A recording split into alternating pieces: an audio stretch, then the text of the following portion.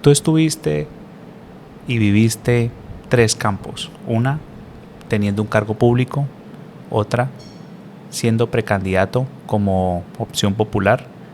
Y también como analista político. Ya mirándola en retrospectiva, toda la experiencia que has tenido, ¿cuál disfrutaste más?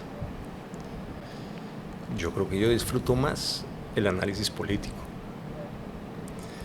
La posibilidad de ver desde afuera lo que está pasando, diseccionar los motivos, las causas, los detonantes de las situaciones y pensar en cómo se van a desenvolver hacia adelante, es sin duda un ejercicio que es muy interesante.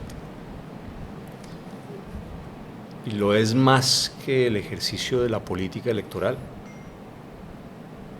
porque yo creo que yo soy un mal político.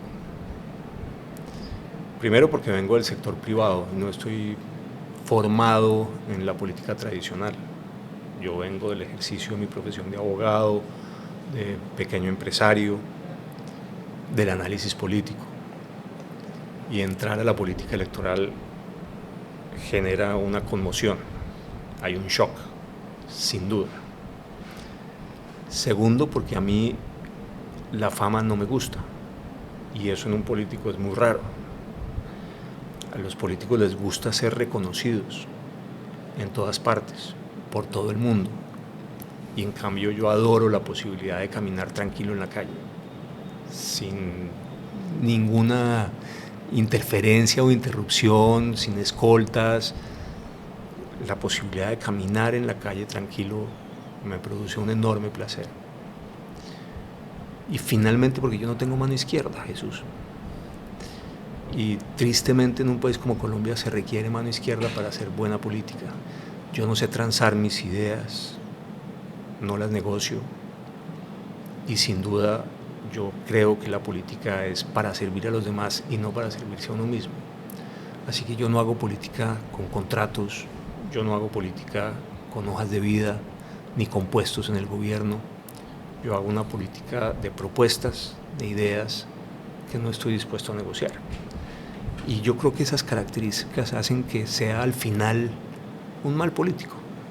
Los políticos transan, los políticos negocian, los políticos están permanentemente en componendas, los políticos además disfrutan del reconocimiento y de la fama, y en cambio yo disfruto del anonimato. De manera que yo creo que no soy un buen político en ese sentido, por lo menos no soy un político eficaz. El servicio público lo disfruto y lo he disfrutado cuando lo he hecho, aún con todas las dificultades que supone el servicio público en un estado tan ineficiente, tan lento, tan burocrático, tan difícil como el Estado colombiano.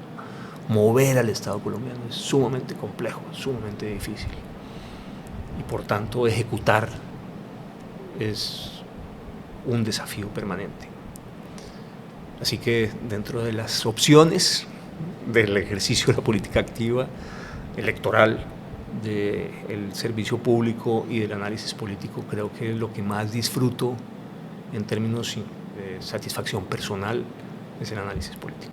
Esa transición que haces de político a analista fue, digamos, un poco complicado porque, o no, lo digo por la percepción que hay de las personas, porque puede haber la posibilidad de que exista un sesgo y de igual manera también lo hay viceversa, ¿no? Cuando un periodista ahora quiere ser un candidato, que últimamente pues se ha visto.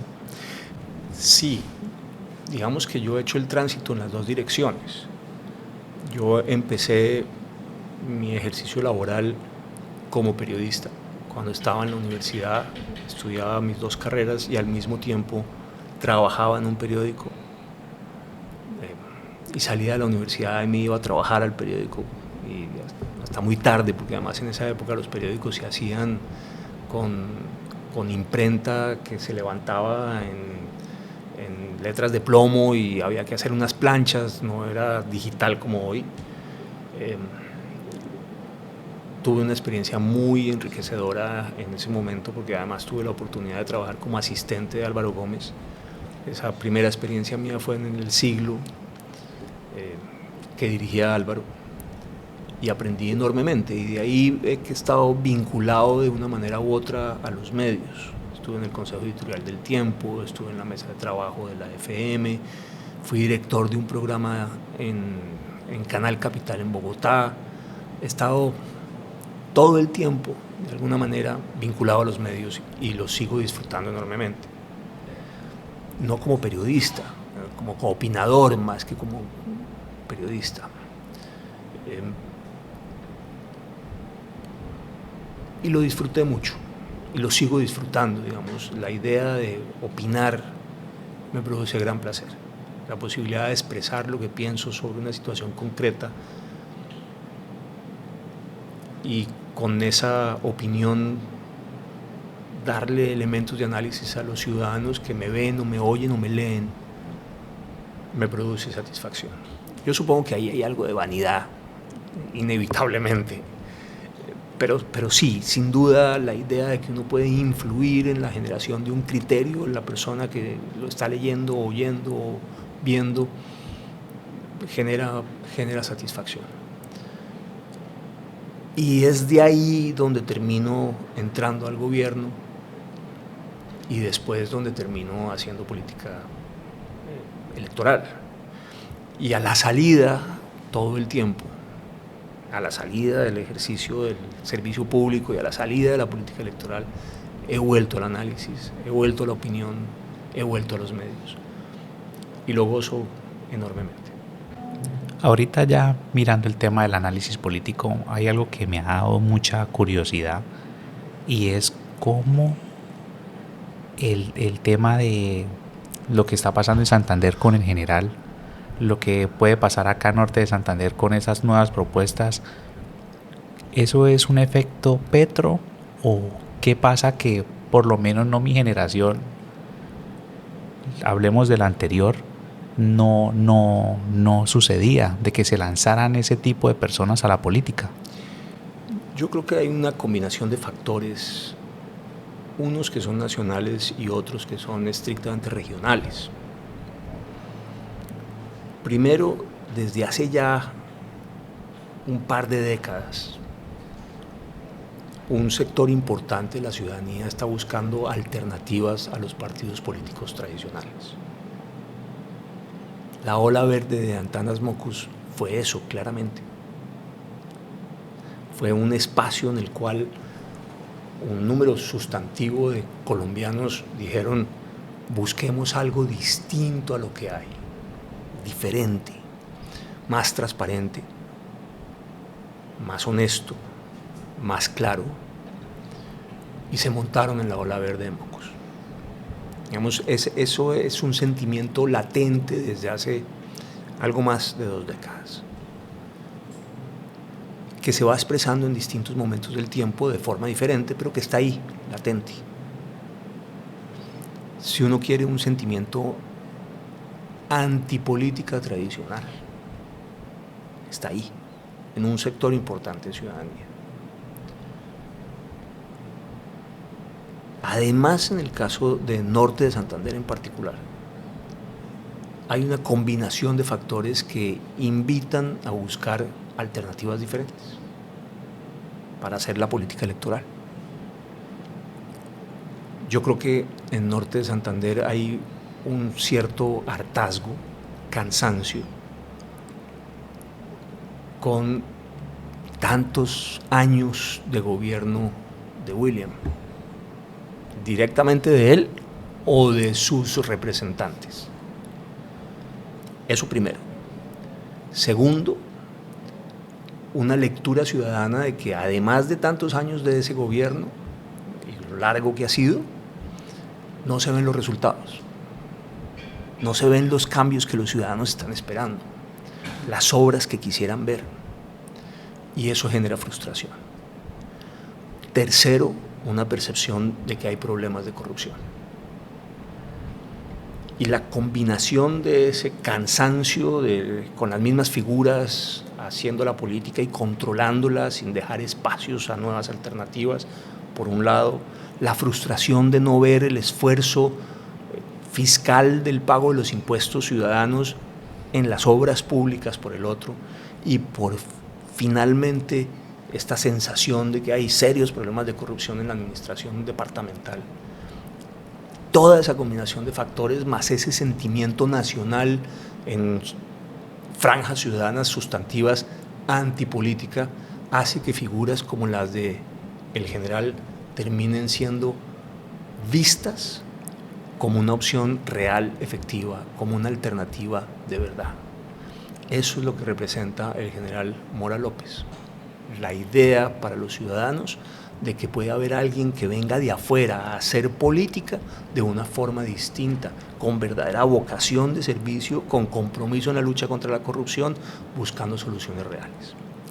Hay algo que nombraste que no solamente pasa acá, sino en todo el país, y es cuando un líder político de una u otra manera da el voto de confianza o representa a alguien que viene en el periodo siguiente. Pero en el 99% de los casos siempre pasa algo que a esa persona que se le dio la confianza, como nosotros decimos acá, termina armándose solo, o se independiza, o al final pasa algo y queda todo como en el aire. Y no solamente pasa aquí, lo he visto con muchos políticos. ¿Por qué pasa eso? Primero porque muchos políticos tienen al final el afán de construir su propio proyecto, no de ser parte del proyecto de otro. Y eso pasa sistemáticamente.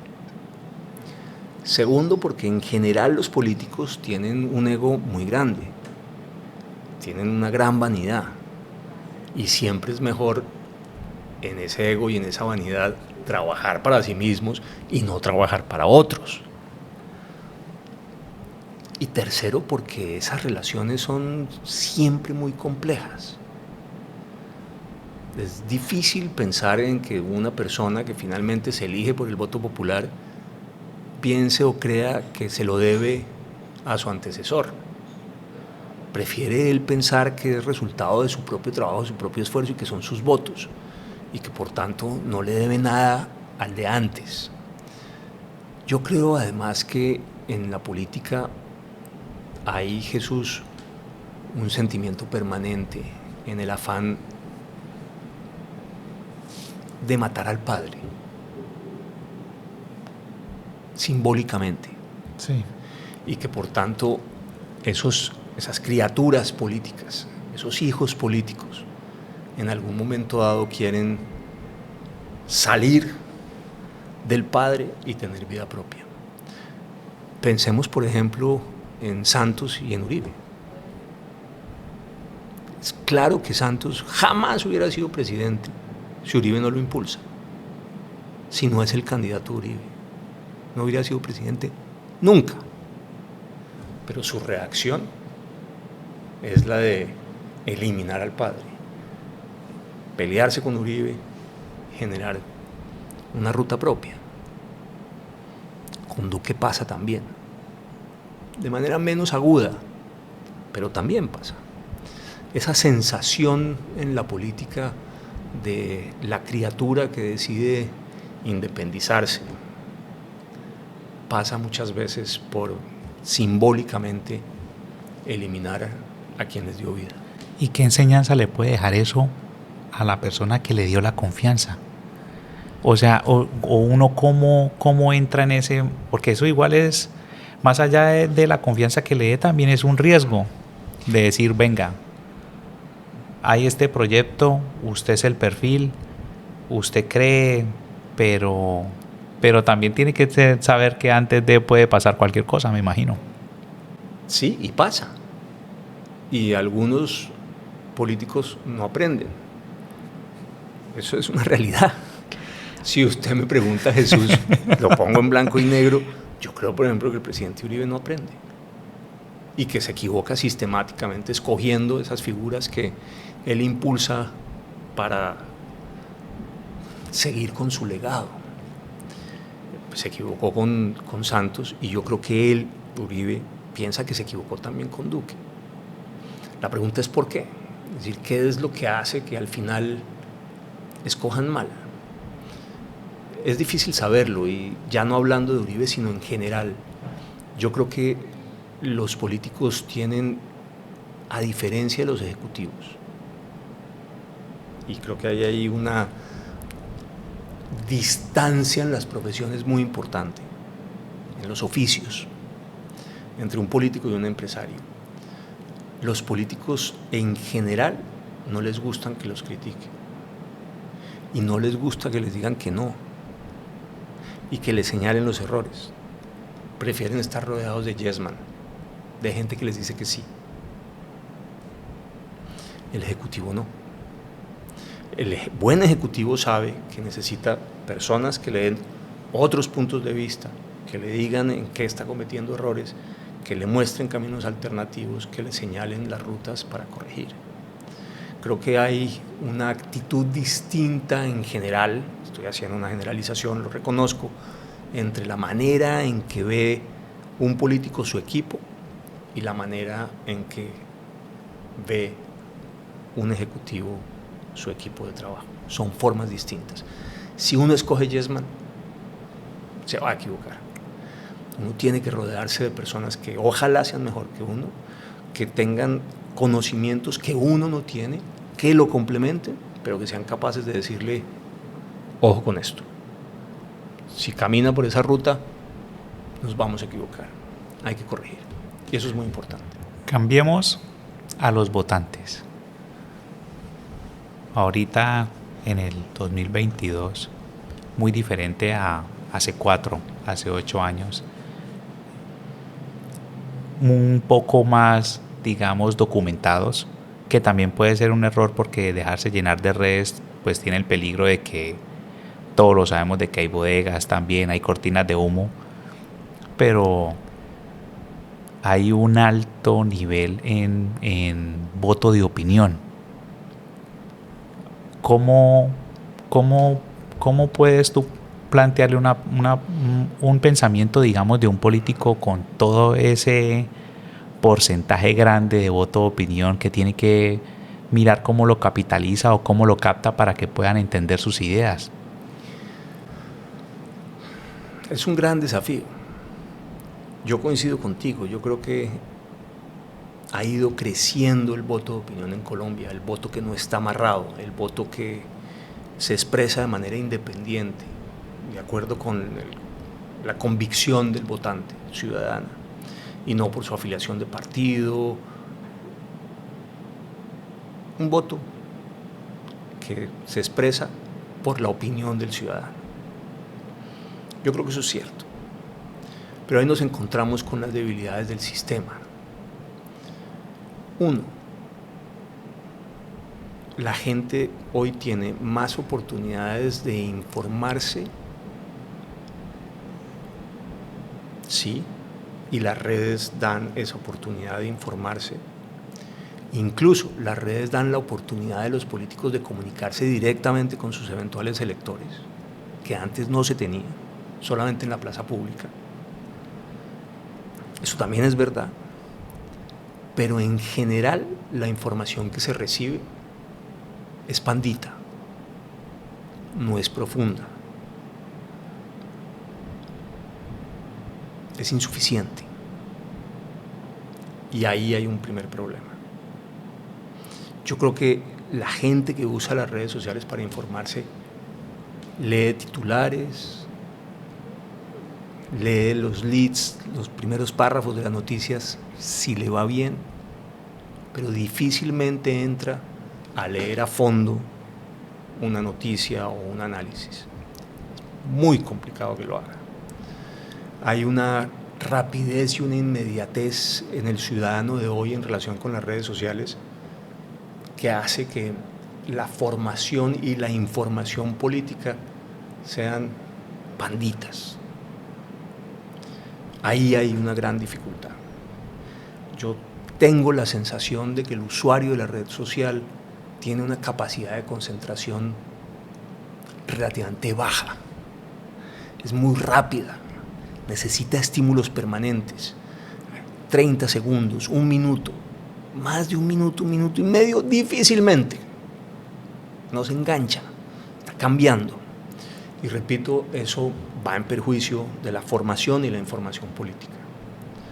Segundo, para mi sorpresa, porque incluso lo veo en personas, digamos, bien formadas, la gente no contrasta lo que recibe por redes. Es una cosa muy curiosa. Le llega una información por redes de sus grupos, de sus amigos, y la da por cierta. Y la cantidad de fake que hay en las redes es enorme, Jesús. Sí, enorme. Es abismal. Abismal. Entonces termina mal informado y mal formado porque se forma y se informa en los fakes y no contrasta. Y finalmente, yo creo que hay muchos políticos que aprendieron de las debilidades de las redes que estamos describiendo y la usan en su beneficio. Y ahí es donde crecen, se expanden y operan con eficacia las bodegas. Luego, hoy tenemos una ciudadanía que se puede informar más, que se puede informar de forma directa, pero que en general tiene información pandita y muchas veces mala información. Y por tanto, al votar, no vota bien. Y creo que es parte del problema. ¿Cómo haces tú, Rafa, en tus redes? ¿Cuál le gusta más? Hombre, yo realmente lo único que manejo, Jesús, lo único que yo manejo y lo confieso es el Twitter. Es el único. Ese lo manejo yo no dejo que nadie meta la mano, nadie me escribe un trino, nadie lo pone, si hay un error es mío, no se lo puedo adjudicar a un community manager ni nada por el estilo. No sé entrar a Facebook. De verdad no sé cómo se entra a Facebook. No tengo idea cómo se entra a Facebook. No me acuerdo de haber entrado jamás. Yo. Y hay una persona que me ayuda con Instagram y con Facebook. Yo sé, por ejemplo, que estoy fuera de la moda. Debería hacer TikTok y debería tener otros mecanismos, otras redes sociales que son mucho más contemporáneas que usan los jóvenes. Pero yo lo digo con franqueza, estoy concentrado en el Twitter y eso es lo que manejo. Y nada más. Y además, digo la verdad, no entiendo cómo hacen para manejar las otras redes. Es decir, las redes sociales quitan un montón de tiempo. Muchísimo tiempo. No sé qué hace la gente que maneja Facebook, Instagram y TikTok. ¿Cómo? No sé. Pero pues ciertamente usan mucho de su tiempo en eso, porque exige mucho tiempo. Eso es como cuando uno entra en un Uber y lo ve uno con 3 celulares. Entonces tienen las 3 aplicaciones y no hayan qué hacer. Ya se les digo, venga, pero ¿Vale la pena? sí, o cómo es el costo-beneficio. Claro. Se abruma uno. Sí. Y es bueno también cómo van mutando el tema de las aplicaciones y cómo el tema político se va adaptando a ellas para poder ir teniendo a esas personas, porque más allá de que las sepan usar, lo que sí es cierto es que indirecta o directamente saben que tienen que estar ahí. Y yo tengo claro que la que escogí, con la que me siento más cómodo, que es el Twitter, es la de menos penetración. Las redes sociales con más penetración en Colombia son 2, Facebook y WhatsApp. Eso es lo que más penetración tiene en el país. Y después viene el Instagram y el TikTok. Y el último, probablemente, es el Twitter, que es el más político, el más agresivo, el más difícil, porque las peleas, el tono del Twitter es siempre complicado y porque el anonimato permite que la agresión sea permanente y uno tiene que aprender a manejar eso, ¿no? Digamos, hay gente que agrede gratuitamente sin haber jamás cruzado una palabra con uno, simplemente porque cree que uno está en una ardilla política distinta y que por tanto lo que uno diga necesita ser descalificado de frente. Un evento que ha sucedido ahorita es el tema de La Haya. En un apunte que hiciste, dame una opinión, digamos, un poquito más amplia para que las personas puedan entender de que esto no es de ahorita, sino eso es algo que ya lleva tiempo, ya lleva años y de que tiene también a mucha gente, digamos, con opiniones diferentes. Mira, te hago un resumen del tema de la Haya que espero que sea sencillo para todos los que nos ven. Los estados ejercen soberanía sobre su territorio continental e insular, o sea, sobre su territorio y sobre sus islas, sobre el mar territorial, que se cuenta a partir de unas líneas que se llaman líneas de base, que se trazan entre las puntas de la costa y a partir de ahí 12 millas náuticas. Luego, sobre territorio insular, territorio continental y mar territorial, hay soberanía. Ninguna aeronave, y sobre el espacio aéreo, sobre las columnas de aire que se levantan sobre los territorios y sobre el mar. Una aeronave no puede entrar al espacio aéreo colombiano sin permiso. Un buque no puede entrar al mar territorial colombiano sin permiso, porque eso es como entrar a Bogotá, para decirlo de alguna manera. Pero además de estos, mar territorial, territorio continental, territorio insular y espacio aéreo, donde ejerce soberanía, los estados tienen algo que se llama derechos soberanos, no soberanía, pero se llaman derechos soberanos, en la extensión de agua de mar que va desde las 12 millas donde termina el mar territorial hasta las 200 millas náuticas, y eso se llama zona económica exclusiva. Sobre la zona económica exclusiva, los estados tienen derecho a explotar los recursos naturales que están en esa zona económica exclusiva, fundamentalmente la pesca. Pero un buque puede transitar perfectamente, un buque de otro país, incluso un buque militar de otro país, puede transitar sin ningún problema en la zona económica exclusiva. No lo puede hacer en el mar territorial de otro estado, pero sí lo puede hacer en la zona económica exclusiva. Lo que no puede es pescar. Y la prolongación del territorio continental o insular submarina, el suelo y el subsuelo submarinos más allá del territorio continental o insular, se llama plataforma continental. La plataforma continental va hasta donde se encuentra un foso abisal, es decir, hasta donde se rompe la plataforma y se produce una gran caída a profundidad, o hasta las 200 millas si ese foso se encuentra después de las 200 millas náuticas. Y en la plataforma continental los estados tienen los mismos derechos que tienen en la zona económica exclusiva. Pueden explotar los recursos naturales que se encuentran en el suelo y en el subsuelo. Esas nociones son fundamentales. Entonces hay soberanía en el territorio continental, en el territorio insular, en el mar territorial y en el espacio aéreo, y hay unos derechos de explotación de recursos naturales en la zona económica exclusiva, que son estas aguas, y en la plataforma continental, que es este suelo y este subsuelo, hasta las 200 millas náuticas. ¿Qué fue lo que pidió Nicaragua? Nicaragua dijo, mi plataforma continental es una plataforma continental extendida, va más allá de las 200 millas. Y yo quiero que la Corte Internacional de Justicia, que es la corte que decide estos procesos en la ciudad de La Haya, en Holanda, lo diga y me reconozca mi plataforma continental extendida. La pregunta es, ¿con base en qué? Entonces, hay una convención, un tratado internacional que se llama la Convención de Jamaica o Convención del Mar, que establece este concepto de la plataforma continental extendida. Dice, hay unas plataformas continentales extendidas, dice la Convención de Jamaica. Nicaragua es parte de esa convención, pero Colombia no. Y cuando dos estados son parte de la convención, pues ese tratado se aplica a los dos estados, porque los dos reconocieron que ese tratado los obliga. Pero si uno de los estados no es parte, en este caso Colombia, que no es parte de la Convención del Mar, pues la Convención del Mar no se le puede aplicar a Colombia. Entonces, ¿qué dijo Nicaragua? Dijo, esta plataforma continental extendida que está en la Convención de Jamaica es parte de lo que se denomina el derecho consuetudinario o la costumbre internacional. Esa palabreja de consuetudinario suena muy compleja, pero es muy sencillo.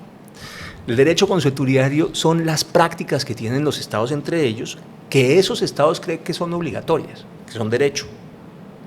O sea, la costumbre que los estados creen que es derecho, que los obliga.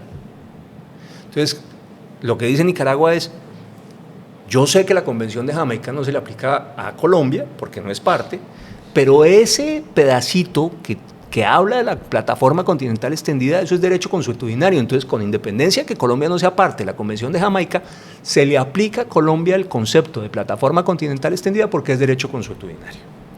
Y ese fue el planteamiento de Nicaragua.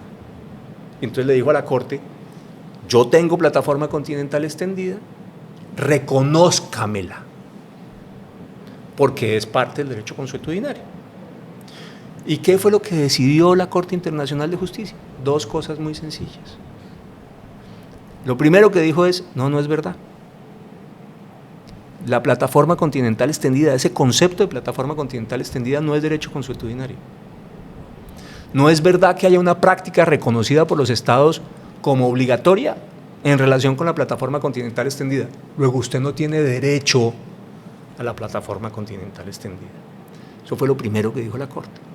Y después dijo otra cosa muy importante, ni siquiera en relación con Colombia, sino con la posibilidad de que hubiera casos parecidos en el futuro.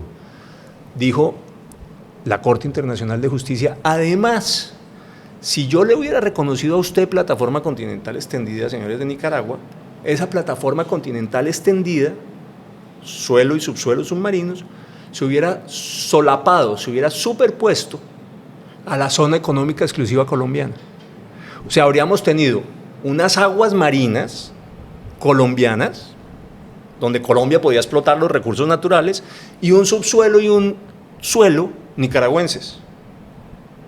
Sumamente complejo, hubiera tenido muchas implicaciones. Entonces, también dijo, nunca la plataforma continental extendida se puede solapar con la plataforma de otro estado o con la zona económica exclusiva de otro estado.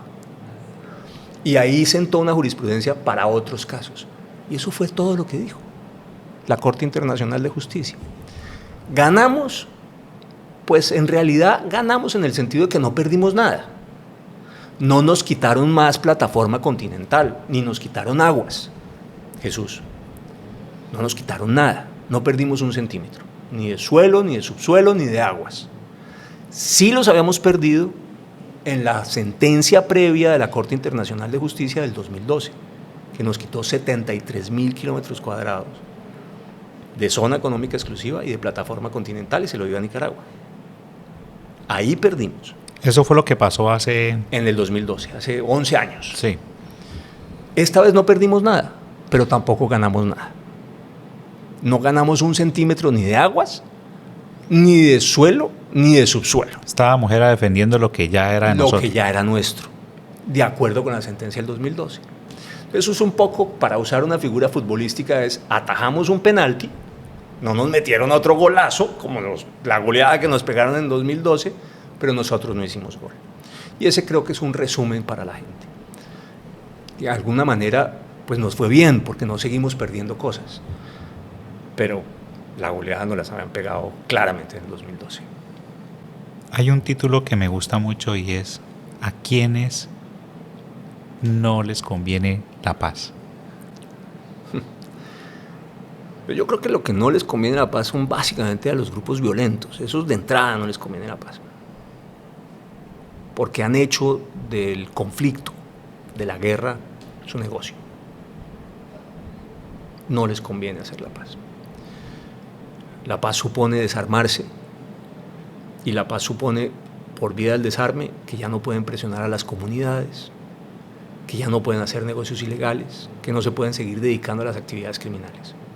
Yo creo que los principales enemigos de la paz son los grupos violentos. Y hay otros, sí, menos, por supuesto muchos menos, que se benefician de la situación del conflicto, que le sacan ventaja a la situación del conflicto. A esos tampoco les conviene la paz. Ahora, si uno reconoce que los principales beneficiarios del conflicto son los grupos armados, la pregunta es, ¿cómo le sube los costos a esos grupos violentos de seguir en el conflicto para que lleguen a la conclusión de que, puestos sobre la balanza los costos y los beneficios de seguir en la guerra, por un lado, y los costos y los beneficios de hacer la paz por el otro, la balanza de hacer la paz pese más que lo que pesan los beneficios de seguir con la guerra. Y eso supone presión militar. Esa es la gran enseñanza, Jesús, de la negociación con las FARC de Santos. Durante la negociación con las FARC, el Estado colombiano jamás cedió, entregó, dejó de hacer presión militar. Y entonces en todos esos periodos terminaron dándose de baja a Raúl Reyes, a Alfonso Cano, al Mono Jojoy, a Iván Ríos. Es decir, hubo un costo para las FARC de seguir en el conflicto. Y el secretariado, el máximo nivel de dirección de las FARC, lo entendió. Pero si uno renuncia al accionar militar frente al grupo violento, que es la propuesta de Petro, con el cese del fuego. El cese del fuego lo que supone, el de Petro, lo que supone es que el Estado no puede operar contra el grupo violento. Se le dice a las fuerzas militares y a la policía: usted contra el ELN no haga acciones ofensivas y no tenga confrontación armada, y lo dice expresamente el decreto en que se establece el cese del fuego. Si uno renuncia a la acción militar como hace Petro frente al ELN, ¿qué es lo que hace al final que el ELN realmente vaya a hacer la paz? ¿Cuál es el costo de seguir con el conflicto si es que ya no tiene ningún riesgo? No los van a perseguir. Y por el otro lado, que es peor, el cese del fuego se hace sin exigirle al ELN, Jesús, que deje de hacer otras acciones criminales. Lo único que le establece como obligación al ELN, el cese del fuego, es que no combata a los militares o a los policías.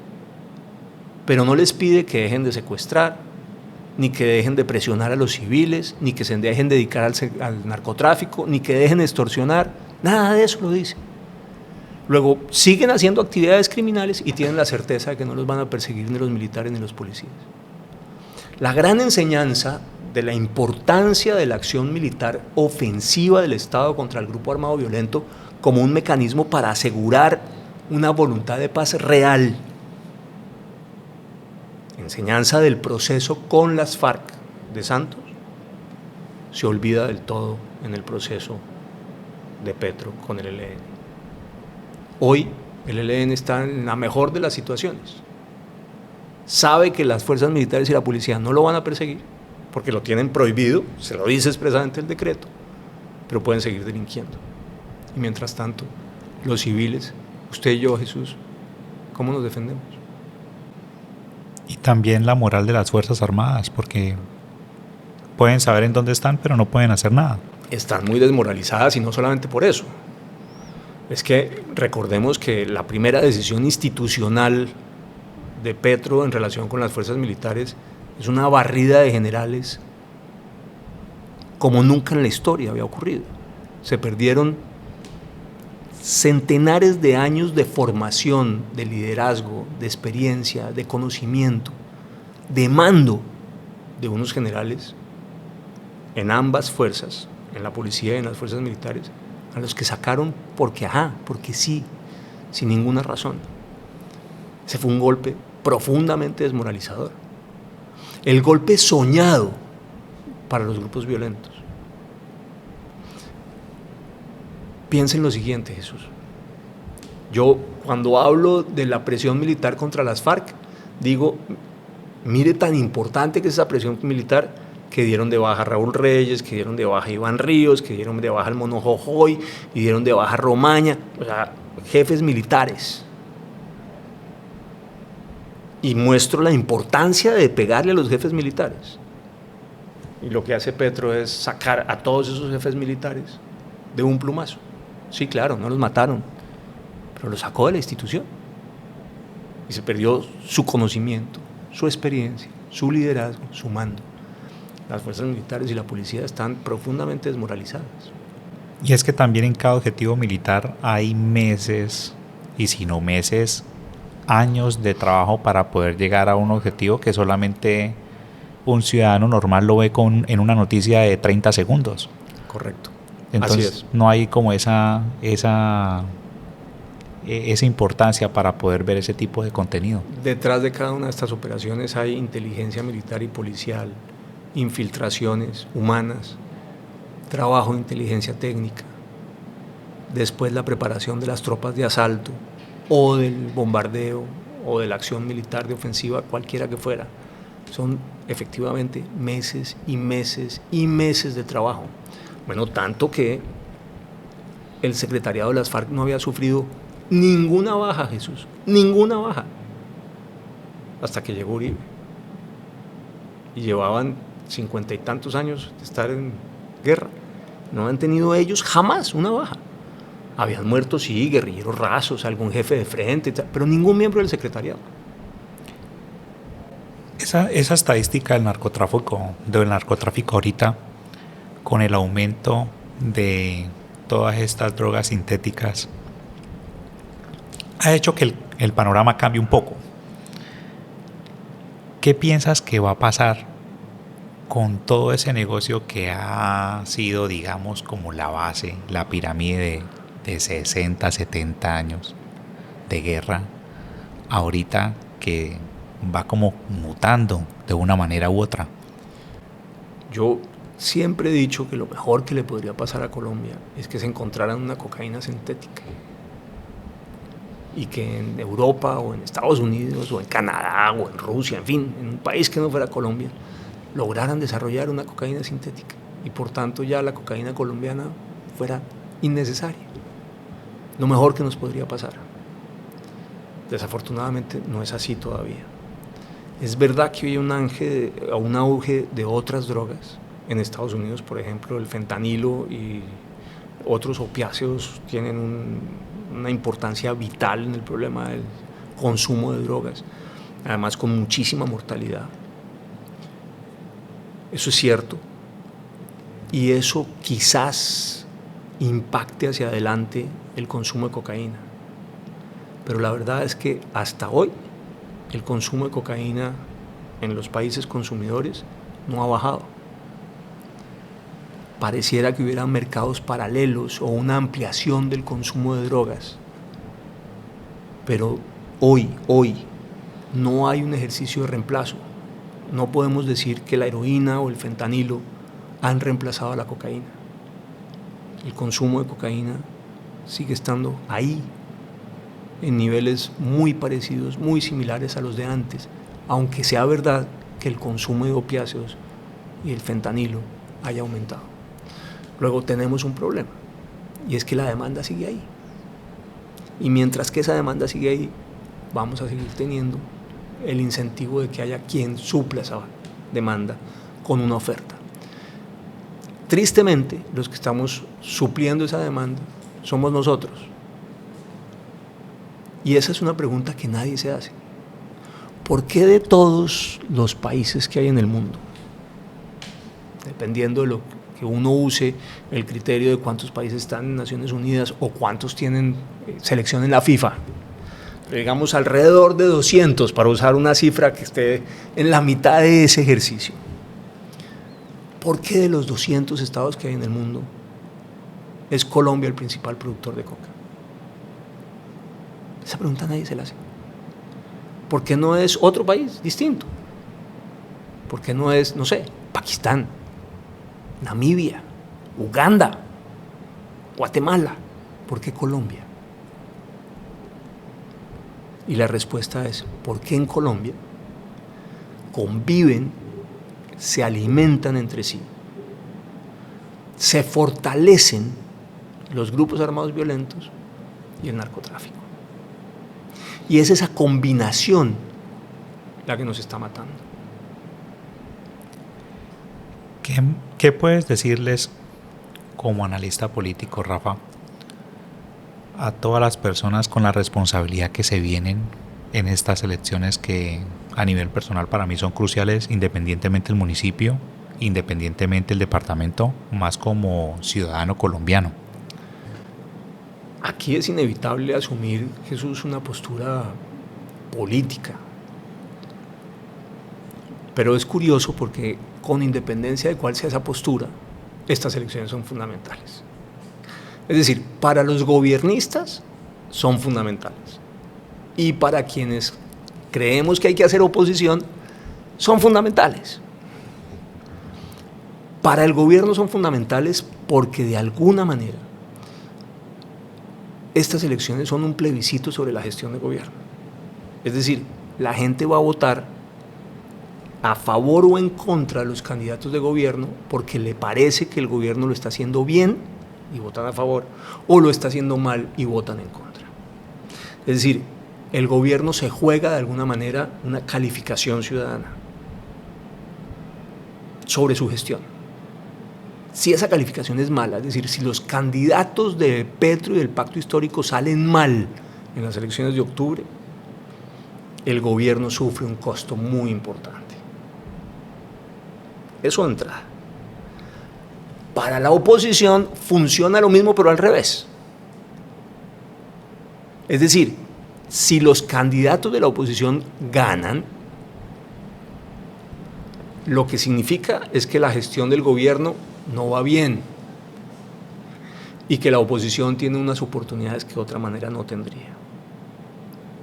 De manera que las dos caras de la moneda quedan reflejadas en la misma elección. En las elecciones hay finalmente una calificación de cómo lo está haciendo el gobierno y cómo lo está haciendo la oposición. Y eso hace que las elecciones sean muy importantes. En particular en este gobierno donde la polarización es tan alta.